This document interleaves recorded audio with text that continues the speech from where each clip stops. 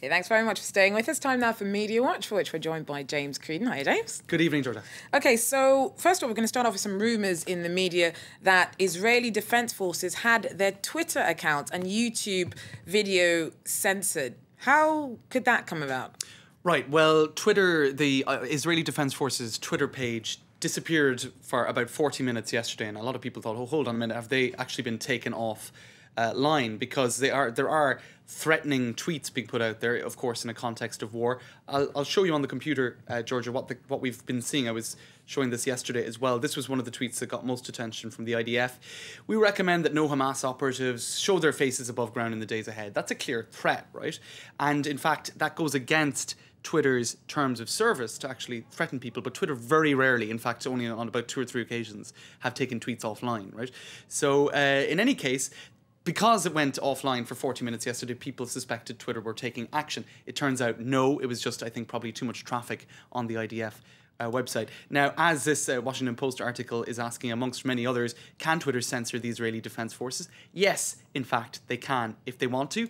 This is a German neo-Nazi, quote-unquote neo-Nazi Twitter page that was censored in Germany in October. Twitter blocks neo-Nazi Twitter account in Germany. That was the first time Twitter used its powers of censorship, which they brought in earlier this year within nation states. So you can censor tweets within the country where the tweet originated, but we in France would still be able to see a German tweet that has been censored in Germany. So they haven't actually done that yet. Now, what's interesting too is to look at YouTube, because there was a YouTube video taken offline yesterday that the Israeli Defense Forces had put up. This is the video in question. It shows the killing from a drone, or the dropping of a bomb on the Hamas military leader who was killed, and that was essentially what launched the whole conflict, and that was taken offline.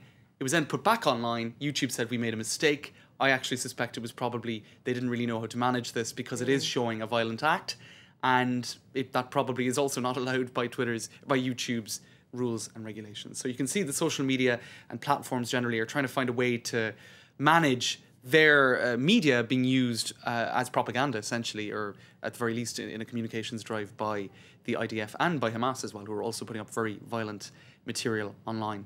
No, this is doesn't rocket fire. No, the Israel's presence online has actually come in for some targeting, specifically from hackers group Anonymous, hasn't it? That's right. Now, they threatened yesterday various websites in Israel with being taken down using a technique known as distributed denial of service, DDoS.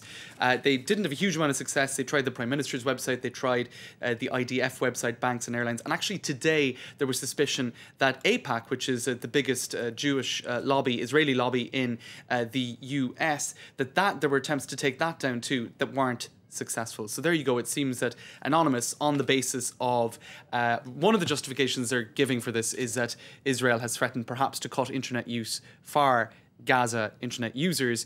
Another justification is that they're just attacking what they call, Zionists. So there is a very clear bias on the behalf of this hackers group in favor of the people in Gaza. Mm-hmm. Now, I've heard of Hollywood, I've heard of Bollywood. What's this about Pallywood? Pallywood is a term used by Israeli internet users to describe what they see as exaggerated acting on front of the cameras by Palestinians when there are media there to play up whatever injuries they have or have not. Now, I don't think it's a very common phenomenon, but it is a common phenomenon that has been picked up on. You can see this video here, right? BBC video. Many people were linking to this today, saying that this gentleman, I think you'll see him here in a moment, he is in a kind of he's been carried away, and he reappears a little bit later in the video walking, and they're saying, how, that's not him there. It's hard to... There he is again. So they're saying, hold on a minute, 30 seconds later he's walking. Now, either they're right and it was a case of exaggerating and he wasn't actually injured, or, in fact, it was badly edited by the BBC, who didn't edit the piece together in sequence, and that later shot was actually filmed earlier. Or perhaps he fell to the ground and wasn't badly injured and could indeed walk sometime later. So it's a phenomenon known as Pallywood. I just want to very quickly show you this headline, because a lot of people are talking about this. Jean-Marie Le Pen Did he have a homosexual experience in the 1950s? Some people are now claiming he did, and that is a story that you can expect will be getting a lot of noise in France and indeed in Britain in the next day or two. Brilliant. Thanks very much. James Creedon there Thanks, with Rhoda. our Media Watch Roundup. Okay, stay with us. We've got more news and headlines coming up after this short break.